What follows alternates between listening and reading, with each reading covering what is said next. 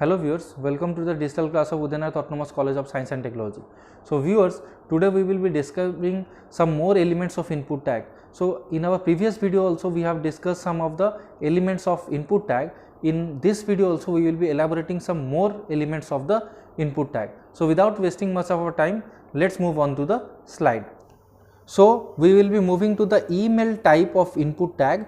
So the input type equal to email is used for input field that should contain an email address. That means whenever the user is interested to give any email address in the form, so at that time we can take the help of input type equal to email. So whenever we are giving input type equal to email, that means it gives a provision to the user to input the email address in the form. So depending on the browser support, the email address can be automatically validated when submitted. So actually it totally depends on the type of browser or the versions of the browser, the what email address will be given. So whenever we are giving or the user is giving any email address, so it gets automatically validated when it is being submitted. So if we are using the older versions of browser, so the auto validation may not be used, but in the newer versions of browser support, so we can get a complete auto validation provision by the browsers. So some smartphones recognize the email type and add .com to the keyboard to match email input. So nowadays we are more acquainted with the smartphones, and the smartphones are actually facilitated with the new versions of web browsers. So the smartphones automatically recognize the type of the email, and at the end they add .com to the keyboard to match the email input. So this is the source code written over here in order to implement the concept of email. So the program starts with HTML, next comes our body, next we have written email field in H2 tag. So you can see that email field has been printed over here with H2 or the heading tag with size 2. Next comes our paragraph that the input type equal to email has been enclosed in the strong tag where input type equal to email has been printed in bold letters. Now the input type equal to email is used for input field that should contain an email address. So email type is being used to take the input from the user which contains the email address. Now we have to start the form tag in order to implement the email tool in the form. So we have an action attribute over here, that means whatever data will be collected in the form will be transferred to the action page.php which is being stored at the server. So this is actually for the server side which will receive the data from the user from this form. So we have given the label as label enter your email. So you can see that enter your email label has been printed over here and it has been named as email. That means this word will be used while evaluating or writing the program in the HTML document. So next comes our input where we have written input type equal to email. So whenever we are writing input type equal to email, so you can see that there has been a text box added over here which is actually responsible for accepting the email ID from the user. So here you can see that we have given ID equal to email and name equal to email. That means whenever we will be evaluating or taking or modifying any type of data collected from this email text box, so we will be collecting it through the name email. So next comes our input type equal to submit, value equal to submit. So you can see that a submit button has been attached over here which is responsible for collecting the data that has been collected from the email text box and sending to the server which contains the file action page.php. So whenever the submit button will be clicked, all the data collected will be transmitted to action page.php stored in the server side. So we have enclosed the form tag, then followed by body tag and HTML tag. So this is all about the email type attribute of input tag. So you can see clearly that the form is created to give a label as well as the email text box and along with a submit button to complete the form. So whatever email is required we will enter over here, and by pressing the submit button the data will be collected and it will be sent to action page.php stored at the server side. So now we will be moving to another type, that is file. So what is the concept of file over here? So input type equal to file means it defines a file select field and a browse button for file uploads. So whenever the user is interested for uploading any type of file or giving the file format, so at that time we can take the help of file value of type attribute of input tag. So whenever we will write input type equal to file, that means it will give a browse button, where on clicking on the browse button it will move to the file option, where we will be selecting the file, and when the file will be selected, the appropriate file will be sent for uploading to the server. So the program starts with HTML followed by body. So we have written here file upload. So file upload has been printed in heading tag with size 1. So next comes our paragraph, which shows a file select field which allows a file to be chosen for upload. That means it gives a description of the file upload, that it selects the file which needs to be chosen for uploading it to the server. So in order to apply the file concept in the program, we need to start the form tag. So here you can see that a form tag has been started over here and it has been closed over here, but we have given an action attribute to the form tag, that is action page.php. That means whatever file will be selected by the user will be transferred or will be uploaded to the action page.php that has been stored in the server side. So moving on to the label, so we have given select a file over here. So select a file is a label given over here that has been named as my file. That means in the program, whenever there is a need of modifying or accessing this label, so we will be calling it through the name, that is my file.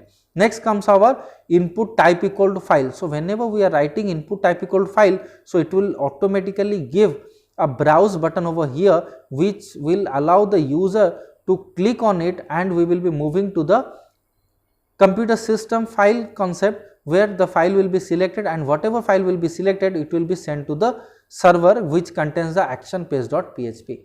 So the browse button gets automatically activated whenever we are simply writing input type equal to file. But we have two more attributes over here, that is ID and name. So ID and name attribute are actually responsible for collecting the file with the name my file. That means whenever we will be modifying or we will be accessing the file, at that time we will be calling it through the ID or name attribute of input type. So next comes our submit button. So in order to implement the submit button, we need to type input type equal to submit, value equal to submit. So whenever we are writing input type equal to submit, value equal to submit, that means it will give a submit button, which when it will be pressed, so it will select or it will upload the file that has been collected from the file section, and it will upload it to the action page.php which is stored in the server side. So this is all about the form attribute, which is actually designed for file upload scheme.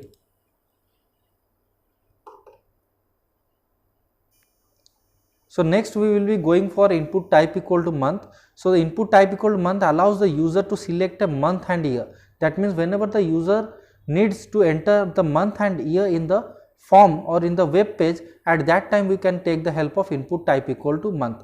So depending on the browser support, a data picker or the date picker can show up the input field. That means whenever we will be writing input type equal to month, at that time automatically the input tag gives a text box which has the provision of taking the month and year. So it gives a date picker which allows the user to give the data according to their requirement. So actually it depends on the browser. That means if you are giving the older versions, then a simple text box will be given, and if you are giving any new versions of web browser, at that time it will give a calendar at that where we can have a provision of entering the month and year. So the program starts with HTML followed by body tag. Next we have given month field in H2 tag. That means month field has been printed over here with the heading tag of size 2. Next, the input type equal to month allows the user to select a month and year.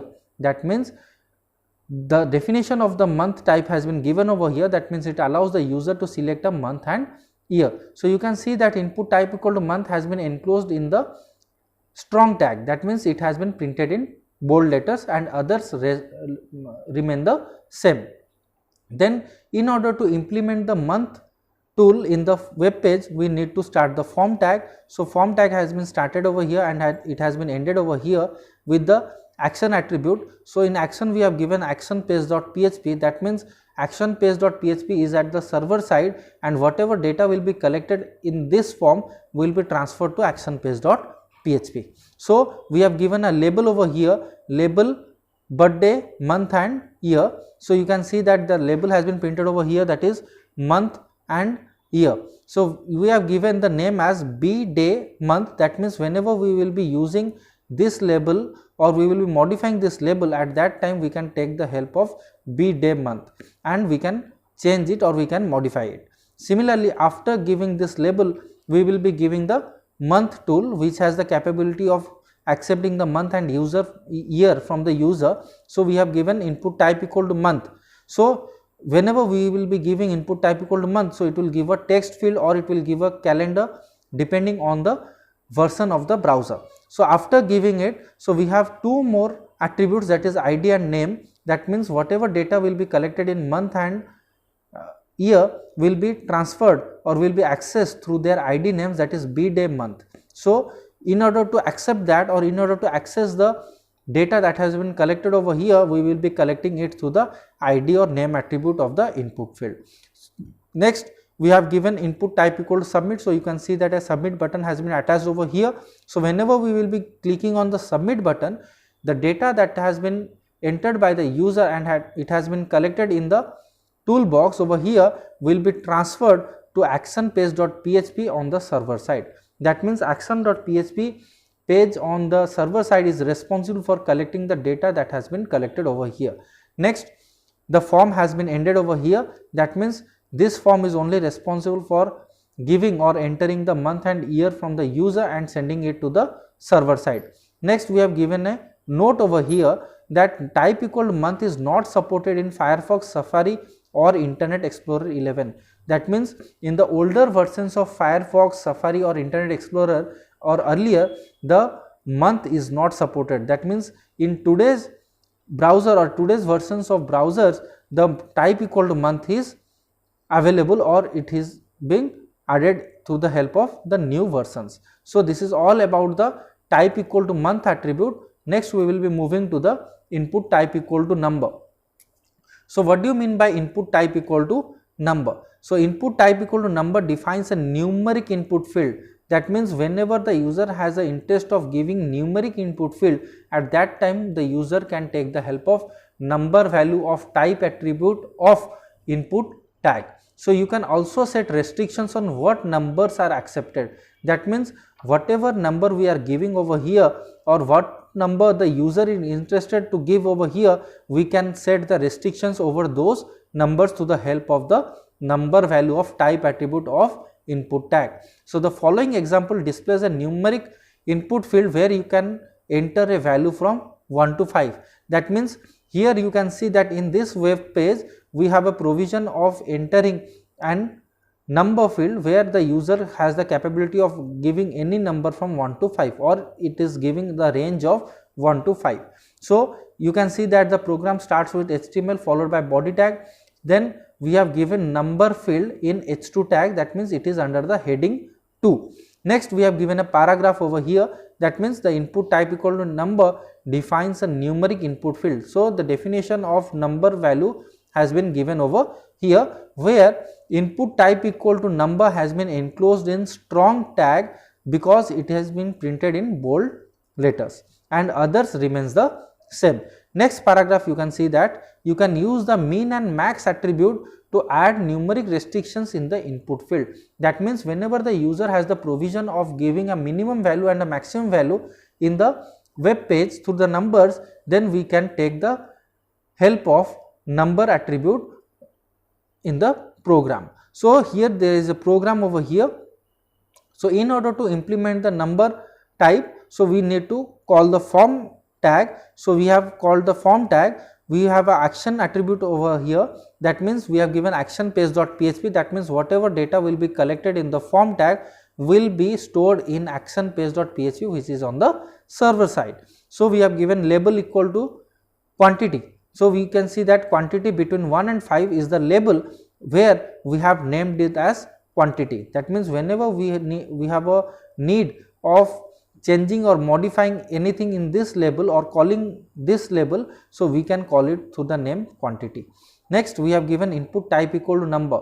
So whenever we are writing input type equal to number means it will give a text box with two slides, that is for increasing the value and decreasing the value, where we have given id equal to quantity, name equal to quantity. That means whatever data will be collected from this text box or this field will be named or will be called by the id attribute or the name attribute within the program. So we have given here mean and max. So mean and max are two attributes which are actually used for giving the minimum value and maximum value respectively. That means whatever value we will be giving in mean attribute will be the minimum value, and whatever value we will be giving in the max attribute will be the maximum value. That means mean and max sets the minimum value and maximum value of the range. So if we are going to increase the value, so it will be increased up to 5. After 5 it will not work, or this button will get deactivated. Similarly, when we will press the decrease button,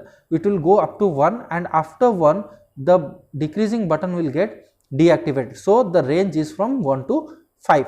So again we have given input type equal to submit, value equal to submit. That means the submit button has been added over here. That means whenever we will click on submit button, whatever value we have selected will be reflected in this text box, and this value will be sent to the actionpage.php which is being stored on the server side. So this is all about a form tag which is responsible for collecting the number field and will be transferring the whatever data has been collected over here, it will be transferred to actionpage.php. Now we will be moving to some input restrictions. That means what restrictions are there while inputting the text or while giving an input tag.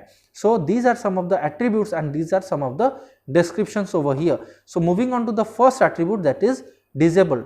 So that means whenever we will be using the disabled attribute in input, so what does it mean? So it specifies that an input field should be disabled. That means whenever a user is interested to disable a button or any tag, when the required criteria has been fulfilled, at that time they can take the help of disable attribute. So whenever the user will write disabled, so that time that particular tool or field will get disabled and the user has no right to collect or to give any input to the disabled field.